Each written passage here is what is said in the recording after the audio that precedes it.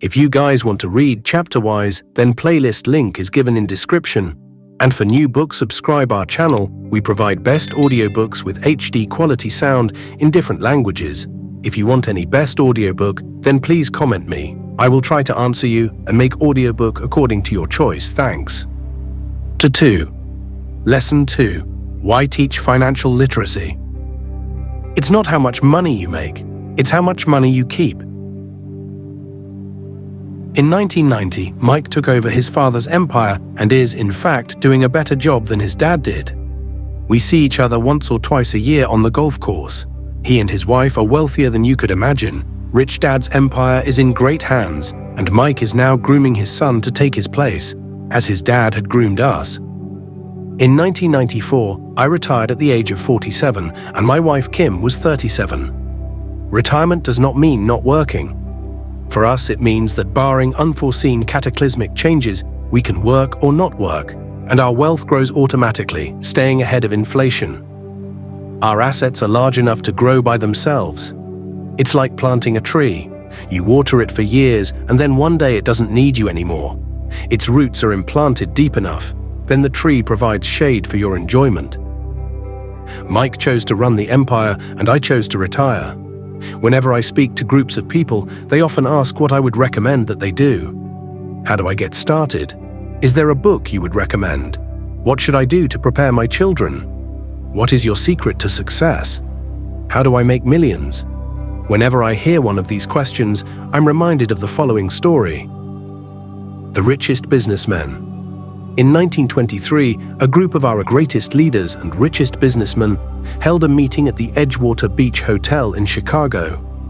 Among them were Charles Schwab, head of the largest independent steel company; Samuel Insull, president of the world's largest utility; Howard Hobson, head of the largest gas company; Ivar Kreuger, president of International Match Company, one of the world's largest companies at that time; Leon Fraser, president of the Bank of International Settlements; Richard Whitney, president of the New York Stock Exchange; Arthur Cotton and Jesse Livermore, two of the biggest stock speculators; and Albert Fall, a member of President Harding's cabinet.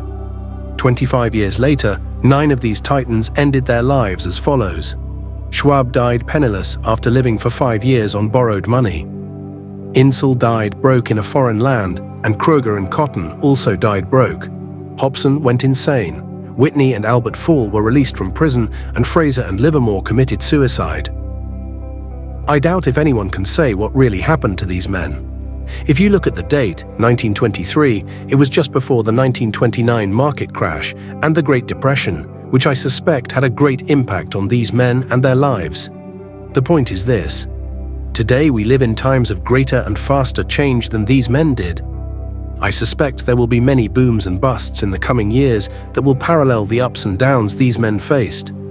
I am concerned that too many people are too focused on money and not on their greatest wealth, their education. If people are prepared to be flexible, keep an open mind and learn, they will grow richer and richer despite tough changes. If they think money will solve problems, they will have a rough ride.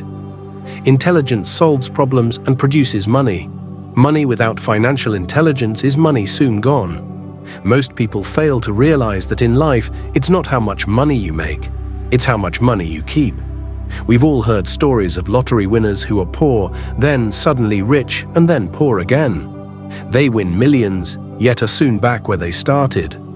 Or stories of professional athletes who at the age of 24 are earning millions, but are sleeping under a bridge 10 years later.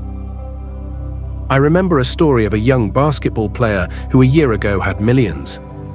Today, at just 29, he claims his friends, attorney and accountant took his money, and he was forced to work at a car wash for minimum wage.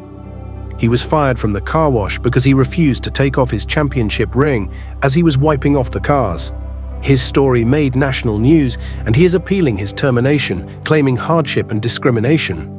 He claims that the ring is all he has left, and if it was stripped away, he'll crumble. I know so many people who became instant millionaires, and while I am glad some people have become richer and richer, I caution them that in the long run, it's not how much money you make, it's how much you keep and how many generations you keep it. So when people ask, "Where do I get started?" or "Tell me how to get rich quick," they often are greatly disappointed with my answer. I simply say to them what my rich dad said to me when I was a little kid. If you want to be rich, you need to be financially literate. That idea was drummed into my head every time we were together. As I said, my educated dad stressed the importance of reading books, while my rich dad stressed the need to master financial literacy. If you are going to build the Empire State Building, the first thing you need to do is dig a deep hole and pour a strong foundation. If you are going to build a home in the suburbs, all you need to do is pour a 6-inch slab of concrete.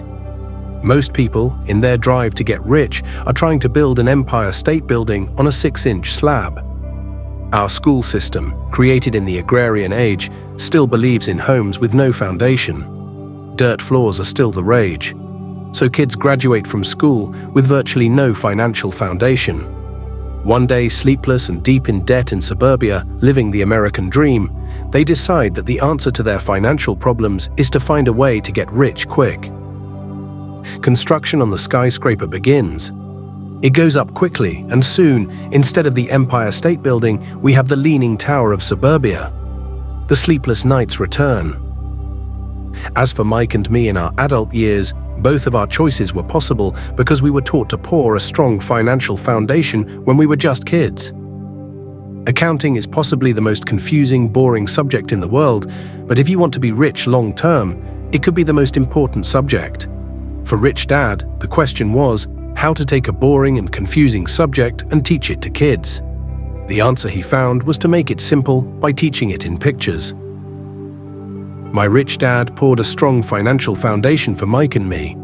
Since we were just kids, he created a simple way to teach us. For years, he only drew pictures and used few words. Mike and I understood the simple drawings, the jargon, the movement of money, and then in later years, Rich Dad began adding numbers.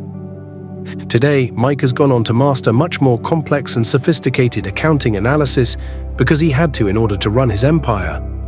I am not as sophisticated because my empire is smaller, yet we come from the same rich people acquire assets. The poor and middle class acquire liabilities that they think are assets. Simple foundation. Over the following pages, I offer to you the same simple line drawings Mike's dad created for us. Though basic, those drawings helped guide two little boys in building great sums of wealth on a solid and deep foundation. Rule #1. You must know the difference between an asset and a liability, and buy assets. If you want to be rich, this is all you need to know. It is rule number 1. It is the only rule. This may sound absurdly simple, but most people have no idea how profound this rule is. Most people struggle financially because they do not know the difference between an asset and a liability. Rich people acquire assets. The poor and middle class acquire liabilities that they think are assets, said Rich Dad. When Rich Dad explained this to Mike and me, we thought he was kidding. Here we were, nearly teenagers and waiting for the secret to getting rich, and this was his answer. It was so simple that we stopped for a long time to think about it. "What is an asset?" asked Mike. "Don't worry right now," said Rich Dad. "Just let the idea sink in. If you can comprehend the simplicity, your life will have a plan and be financially easy. It is simple. That is why the idea is missed. You mean all we need to know is what an asset is, acquire them, and we'll be rich?" I asked. Rich Dad nodded his head. "It's that simple." "If it's that simple, how come everyone is not rich?" I asked. Rich Dad smiled. "Because people do not know the difference between an asset and a liability." I remember asking, how could adults be so misguided? If it is that simple, if it is that important, why would everyone not want to find out? It took Rich Dad only a few minutes to explain what assets and liabilities were. As an adult, I have difficulty explaining it to other adults. The simplicity of the idea escapes them because they have been educated differently. They were taught by other educated professionals, such as bankers, accountants, real estate agents, financial planners, and so forth. The difficulty comes in asking adults to unlearn or become children again. An intelligent adult often feels it is demeaning to pay attention to simplistic definitions. Rich Dad believed in the KISS principle. Keep it simple, stupid, or keep it super simple. So he kept it simple for us, and that made our financial foundation strong.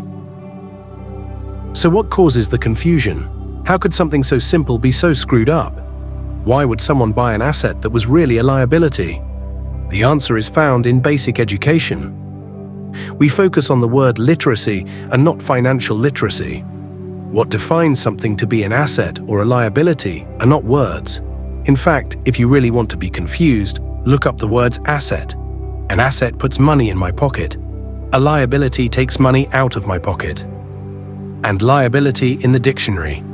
I know the definition may sound good to a trained accountant, but for the average person, it makes no sense. But we adults are often too proud to admit that something does not make sense. To us young boys, Rich Dad said, what defines an asset are not words but numbers. And if you can't read the numbers, you can't tell an asset from a hole in the ground. In accounting, Rich Dad would say, it's not the numbers, but what the numbers are telling you. It's just like words. It's not the words, but the story the words are telling you. If you want to be rich, you've got to read and understand numbers. If I heard that once, I heard it 1,000 times from my rich dad. And I also heard the rich acquire assets and the poor and middle class acquire liabilities. Here is how to tell the difference between an asset and a liability. Most accountants and financial professionals do not agree with the definitions, but these simple drawings were the start of strong financial foundations for two young boys. The top part of the diagram is an income statement, often called a profit and loss statement. It measures income and expenses, money in and money out. The lower part of the diagram is a balance sheet. It's called that because it's supposed to balance assets against liabilities. Many financial novices do not know the relationship between the income statement and the balance sheet, and it is vital to understand that relationship. So as I said earlier, my rich dad simply told two young boys that assets put money in your pocket. Nice, simple, and usable. Now that assets and liabilities have been defined through pictures, it may be easier to understand my definitions in words. An asset is something that puts money in my pocket. A liability is something that takes money out of my pocket. This is really all you need to know. If you want to be rich, simply spend your life buying assets. If you want to be poor or middle class, spend your life buying liabilities. Illiteracy, both in words and numbers, is the foundation of financial struggle. If people are having difficulties financially, there is something that they don't understand, either in words or numbers.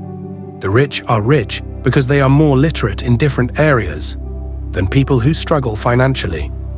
So if you want to be rich and maintain your wealth, it's important to be financially literate in words as well as numbers. The arrows in the diagrams represent the flow of cash or cash flow. Numbers alone mean little, just as words out of context mean little. It's the story that counts. In financial reporting, reading numbers is looking for the plot, the story of where the cash is flowing. In 80% of most families, the financial story paints a picture of hard work to get ahead. However, this effort is for naught because they spend their lives buying liabilities instead of assets. This is the cash flow pattern of a poor person. All of these diagrams are obviously oversimplified. Everyone has living expenses, the need for food, shelter, and clothing. The diagrams show the flow of cash through a poor, middle class, and wealthy person's life. It is the cash flow that tells the story of how a person handles their money. The reason I started with the story of the richest men in America is to illustrate the flaw in believing that money will solve all problems. That is why I cringe whenever I hear people ask me how to get rich quicker or where they should start. I often hear, I'm in debt so I need to make more money. But more money will often not solve the problem. In fact, it may.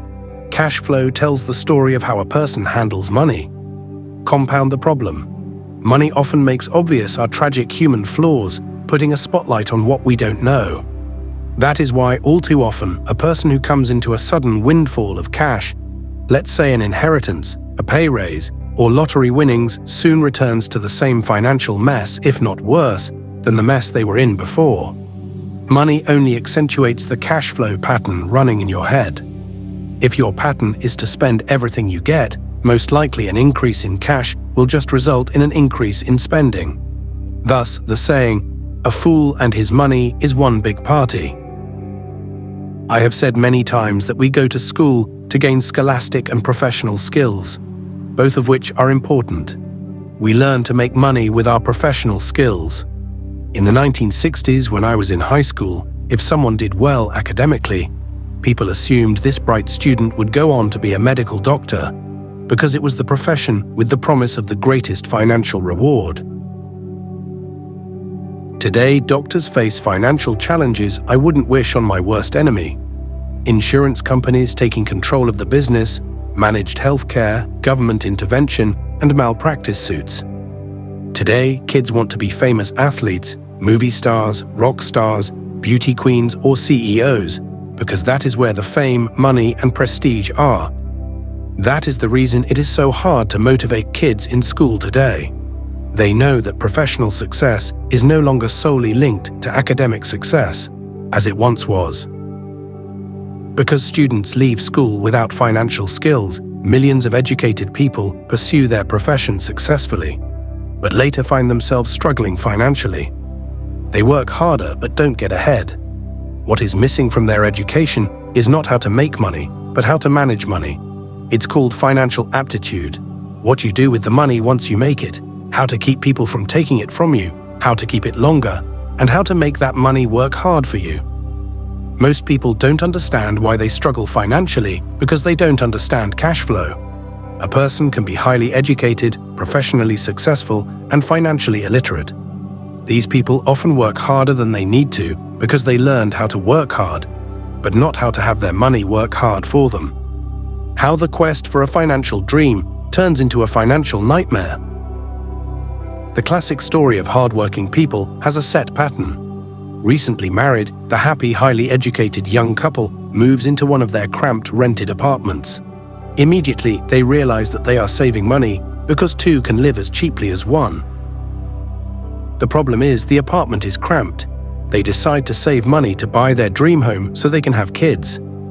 They now have two incomes and they begin to focus on their careers. Their incomes begin to increase. The number one expense for most people is taxes. Many people think it's income tax, but for most Americans, their highest tax is Social Security. As an employee, it appears as if the Social Security tax combined with the Medicare tax rate is roughly 7.5%. But it's really 15% since the employer must match the Social Security amount. In essence, it is money the employer can't pay you.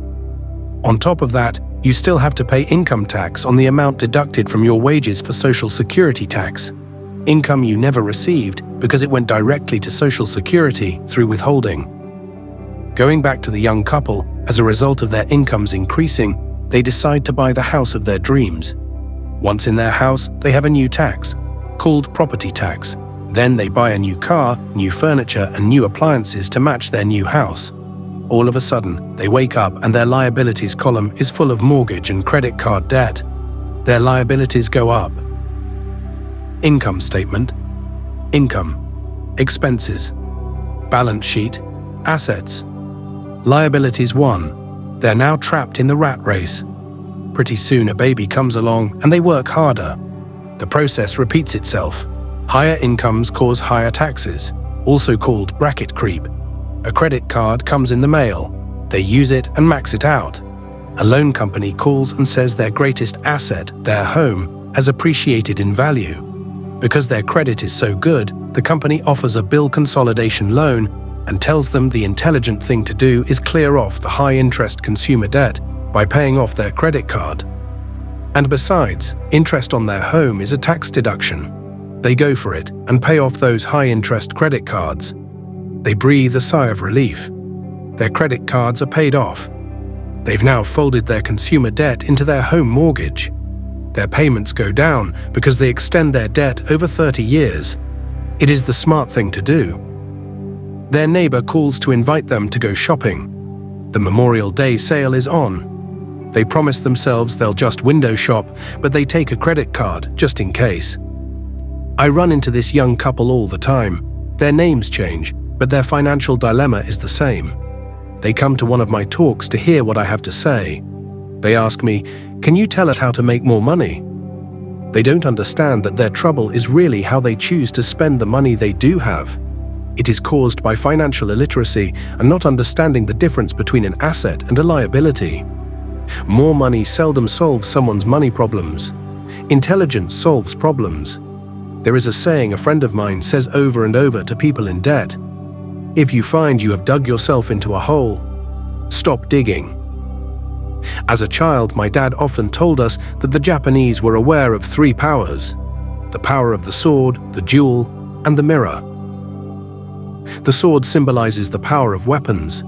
America has spent trillions of dollars on weapons and, because of this, is a powerful military presence in the world. The jewel symbolizes the power of money. There is some degree of truth to the saying, "Remember the golden rule, he who has the gold makes the rules." The mirror symbolizes the power of self-knowledge. This self-knowledge, according to Japanese legend, was the most treasured of the 3. All too often, the poor and middle class allow the power of money to control them. By simply getting up and working harder, failing to ask themselves if what they do makes sense, they shoot themselves in the foot as they leave for work every morning. By not fully understanding money, the vast majority of people allow its awesome power to control them. If they used the power of the mirror, they would have asked themselves, "Does this make sense?" All too often, instead of trusting their inner wisdom, that genius inside, most people follow the crowd. They do things because everybody else does them. They conform rather than question. Often they mindlessly repeat what they have been told. Diversify. Your home is an asset. Your home is your biggest investment. You get a tax break for going into greater debt. Get a safe job. Don't make mistakes. Don't take risks. A person can be highly educated, professionally successful, and financially illiterate. It is said that the fear of public speaking is a fear greater than death for most people. According to psychiatrists, the fear of public speaking is caused by the fear of ostracism, the fear of standing out, the fear of criticism, the fear of ridicule, and the fear of being an outcast. The fear of being different prevents most people from seeking new ways to solve their problems. That is why my educated dad said the Japanese valued the power of the mirror the most. For it is only when we look into it that we find truth. Fear is the main reason that people say, "Play it safe." That goes for anything, be it sports, relationships, careers, or money. It is that same fear, the fear of ostracism, that causes people to conform to and not question commonly accepted opinions or popular trends. Your home is an asset. Get a bill consolidation loan and get out of debt. Work harder. It's a promotion. Someday I'll be a vice president. Save money. When I get a raise, I'll buy us a bigger house. Mutual funds are safe. Many financial problems are caused by trying to keep up with the Joneses. Occasionally, we all need to look in the mirror and be true to our inner wisdom rather than our fears. By the time Mike and I were 16 years old, we began to have problems in school. We were not bad kids, we just began to separate from the crowd. We worked for Mike's dad after school and on weekends. Mike and I often spent hours after work just sitting at a table with his dad while he held meetings with his bankers, attorneys, accountants, brokers, investors, managers, and employees. Here was a man who had left school at 13, who was now directing, instructing, ordering, and asking questions of educated people. They came at his beck and call and cringed when he didn't approve of them. Here was a man who had not gone along with the crowd. He was a man who did his own thinking and detested the words, "We have to do it this way because that's the way everyone else does it." He also hated the word can't. If you wanted him to do something, just say, "I don't think you can do it." Mike and I learned more sitting in on his meetings than we did in all our years of school, college included. Mike's dad was not book smart, but he was financially educated and successful as a result. He told us over and over again, an intelligent person hires people who are more intelligent than he is. So Mike and I had the benefit of spending hours listening to and learning from intelligent people. But because of this, Mike and I couldn't go along with the standard dogma our teachers preached, and that caused problems. Whenever the teacher said, "If you don't get good grades, you won't do well in the real world," Mike and I just raised our eyebrows. When we were told to follow set procedures and not deviate from the rules, we could see how school discouraged creativity. We started to understand why our rich dad told us that schools were designed to produce good employees instead of employers.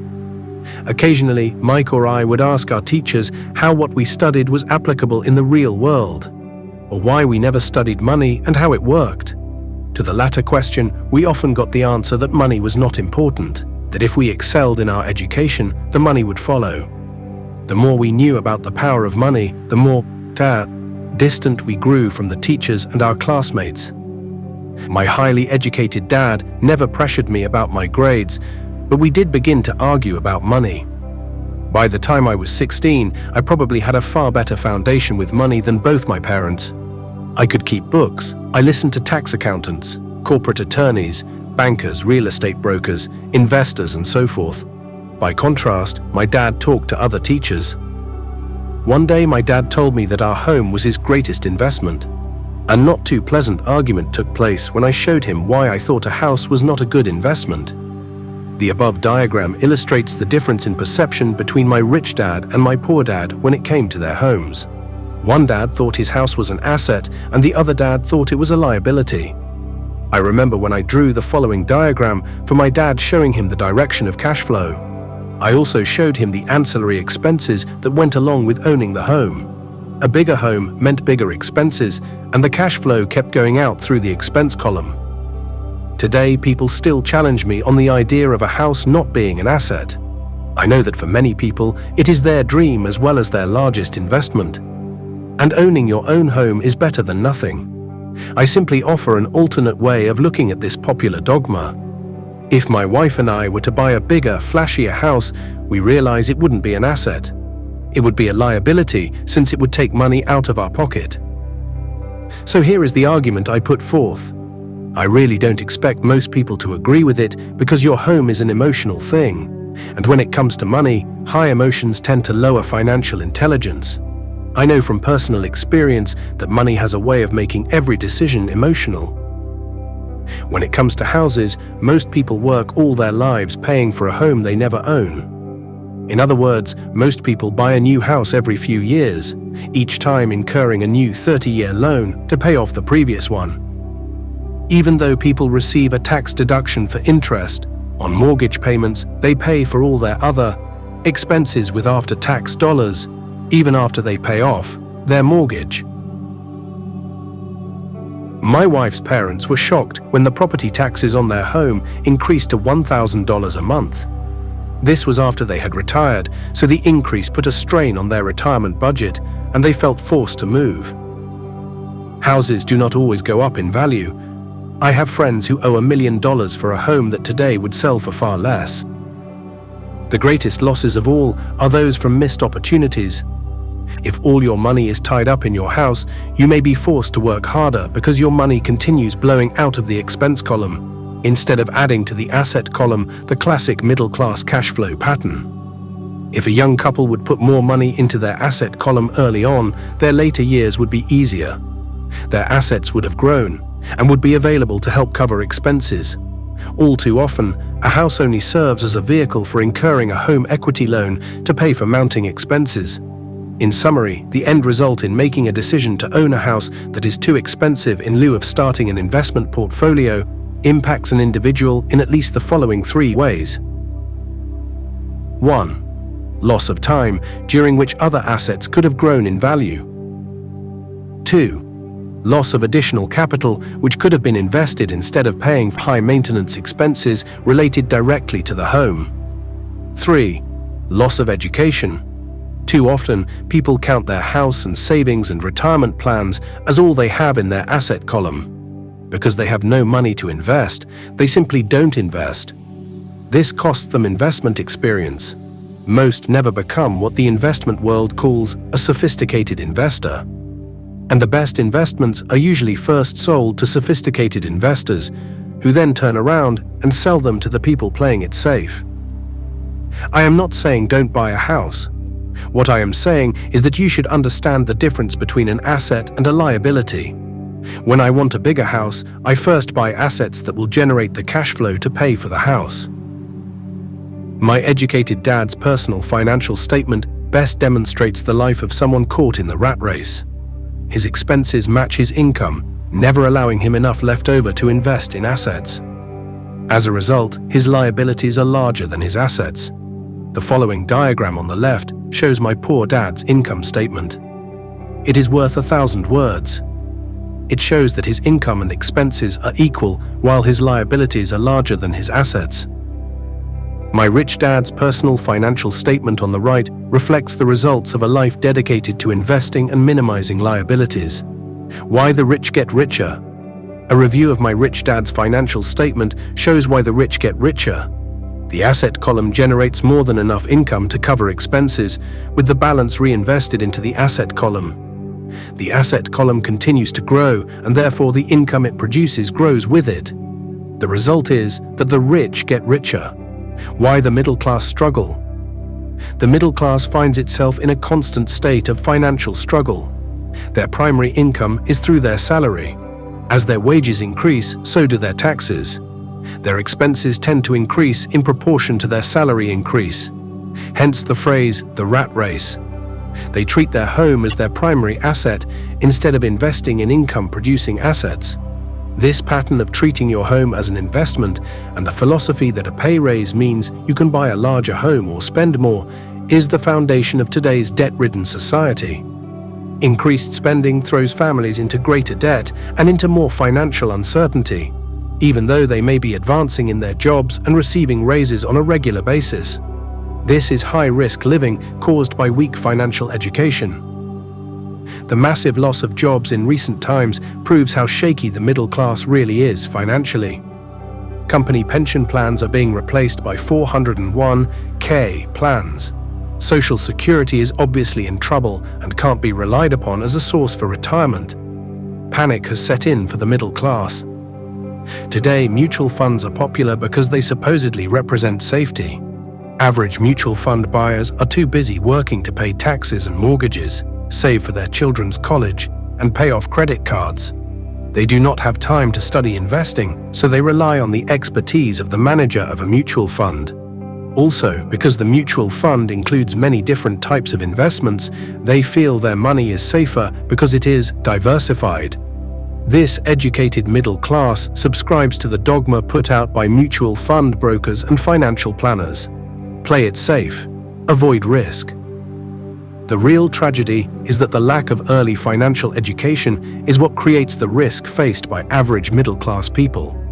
The reason they have to play it safe is because their financial positions are tenuous at best.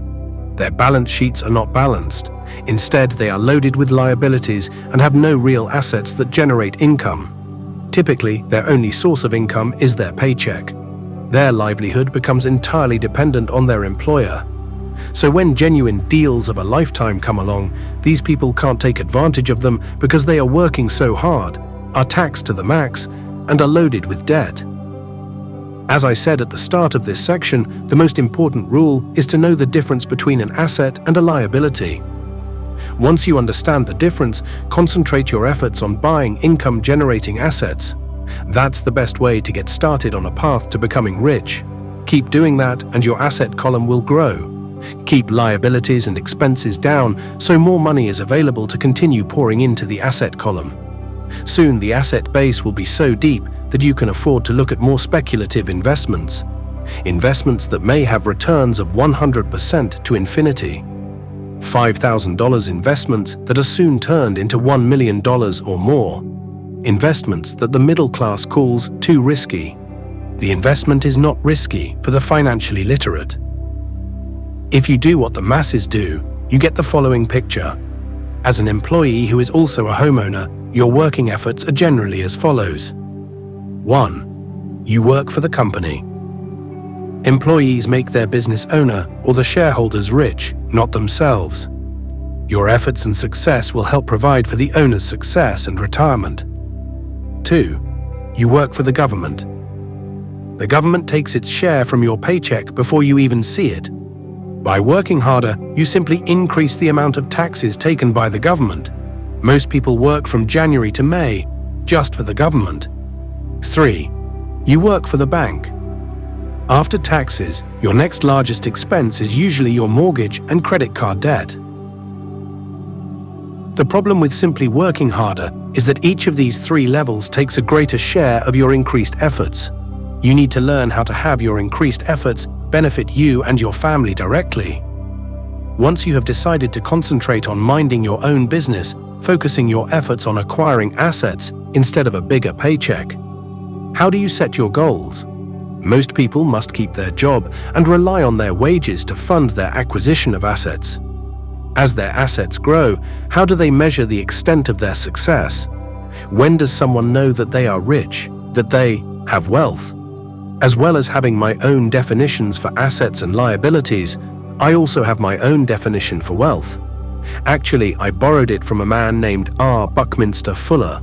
Some call him a quack and others call him a genius. Years ago, he got architects buzzing because he applied for a patent for something called a geodesic dome. But in the application, Fuller also said something about wealth.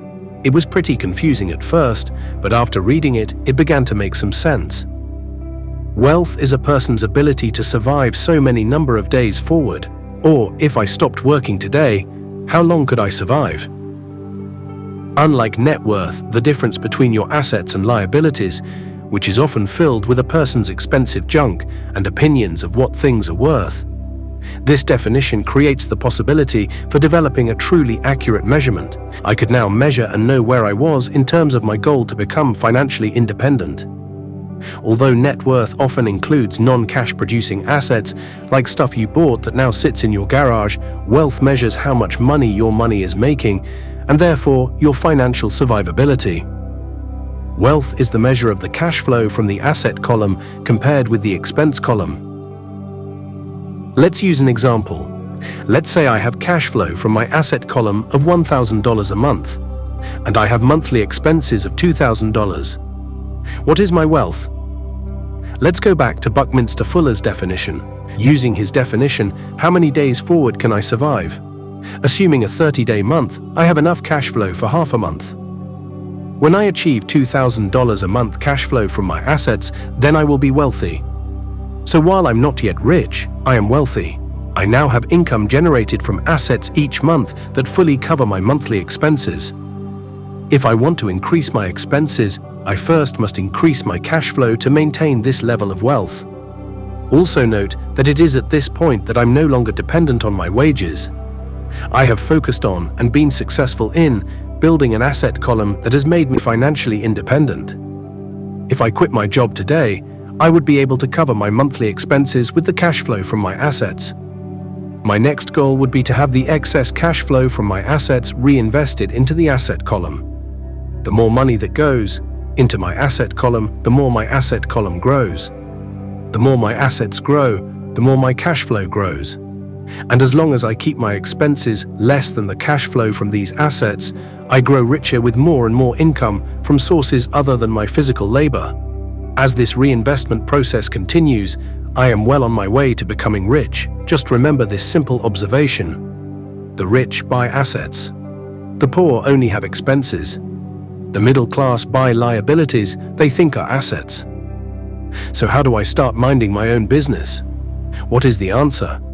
Listen to the founder of McDonald's in the next chapter.